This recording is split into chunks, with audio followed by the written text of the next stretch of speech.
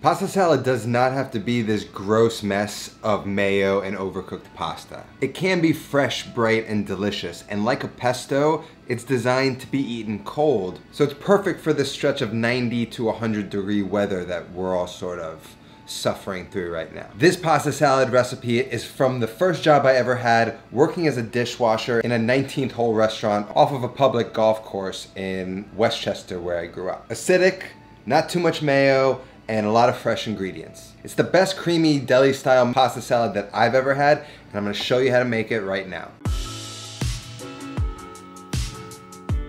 So the first thing we have to do is get the pasta cooked and cooled. So get a pot of salted boiling water up to temperature. Make sure it's nice and salted.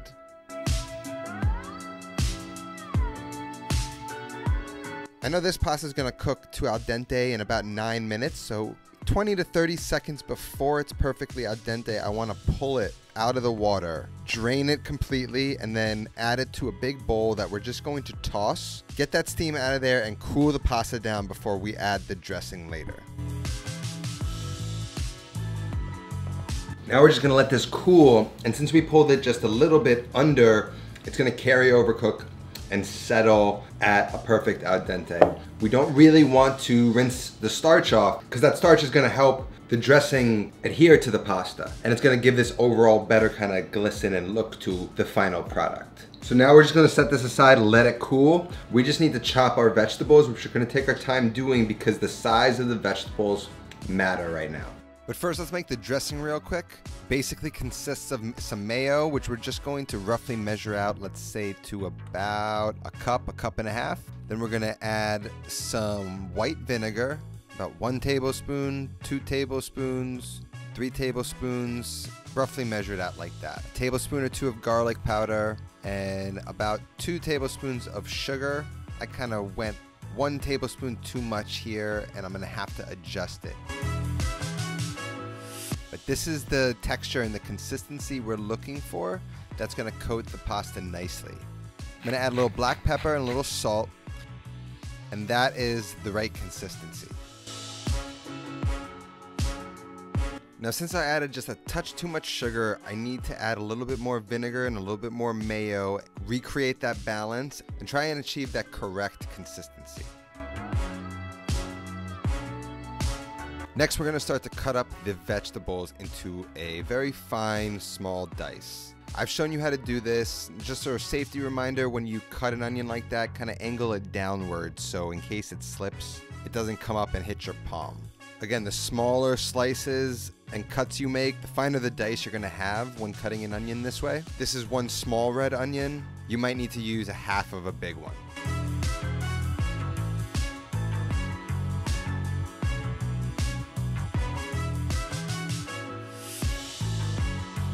And now onions can be a little bit sharp and give you that kind of stanky breath, so I'm just gonna salt them and add a touch of vinegar. I mean, not even enough to soak them, just enough to kind of wet them in that vinegar, and that's gonna neutralize that rawness and just kind of mellow them out. Stick your nose in, it shouldn't smell like raw onion at all, you should be good to go.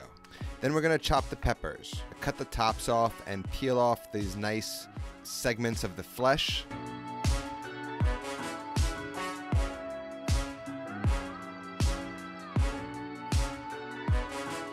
We're gonna make thin strips and then slice those thin strips into a fine dice.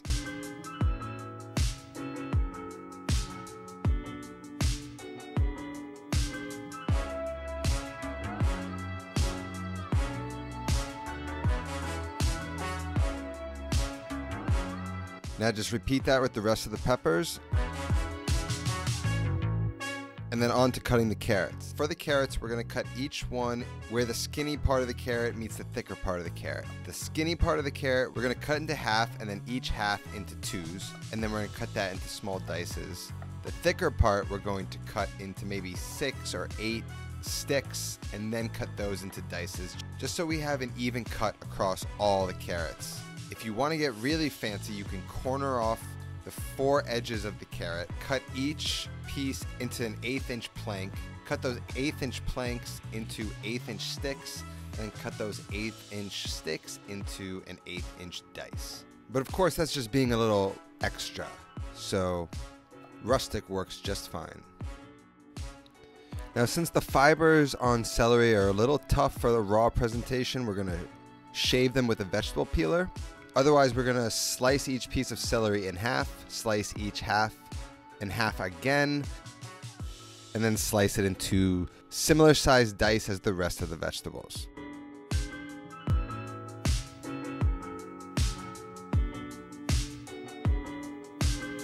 Then we have a couple scallions that I'm just going to slice into thin rounds.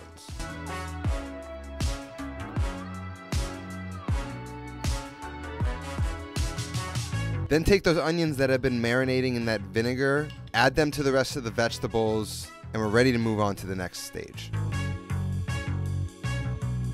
So I remember when I was a dishwasher and we would make the pasta, pre-cook it, put it in the refrigerator. I'll go in there and steal cooked, unseasoned, undressed pasta. And that was the beginning of a love affair for me with just how delicious pasta can be on its own without anything. And even to this day, I could probably eat this whole bowl plain as long as it was cooked properly. Anyway, so now all that's left is to marry everything together. And first we're gonna do that by adding the dressing. Just add all that in.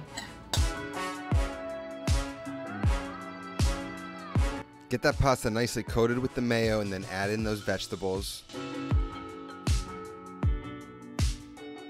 Work the vegetables in. Get everything nicely coated. Then add about half those green onions.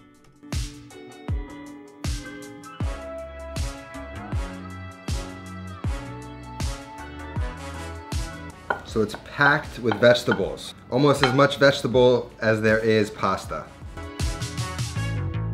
So now this needs to rest. It's not where it needs to be now because a key flavor of this is the pepper juice and all of those vegetable juices marrying with everything else.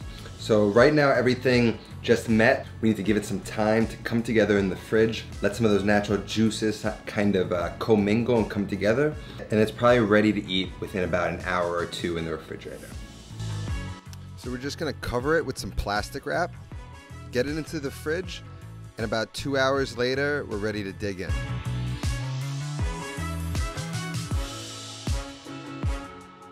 Now at this point, sometimes that pasta is gonna absorb that mayo too much, or that dressing so much. So if that happens, you can always add a little bit more mayo to sort of create that creaminess that you want. But for me, I don't want this swimming in any sort of dressing. As you can see, there's no pool of dressing down at the bottom.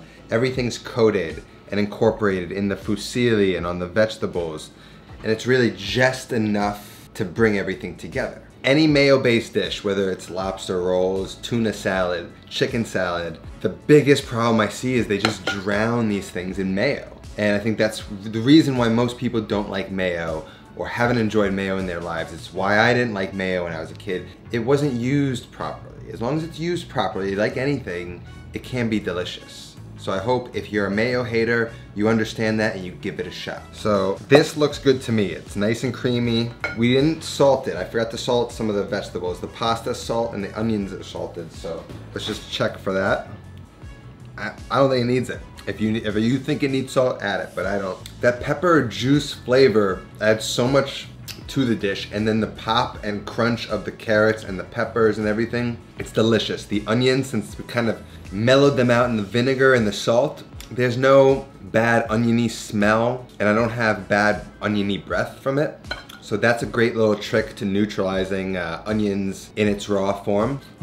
Hold on, we got a plate.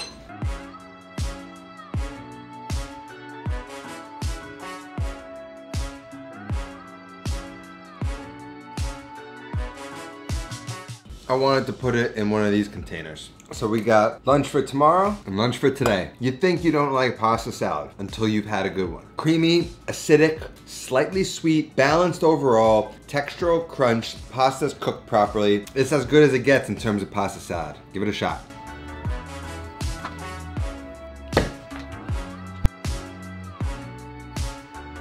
Love you all. Thank you so much for watching. Thank you to all my patrons scrolling up on the screen right now. If you'd like to become a patron, There's a link down in the description and on the screen right now. Otherwise, that's all that I have today. I'll see you next time. Until then, take care of yourself and go feed yourself.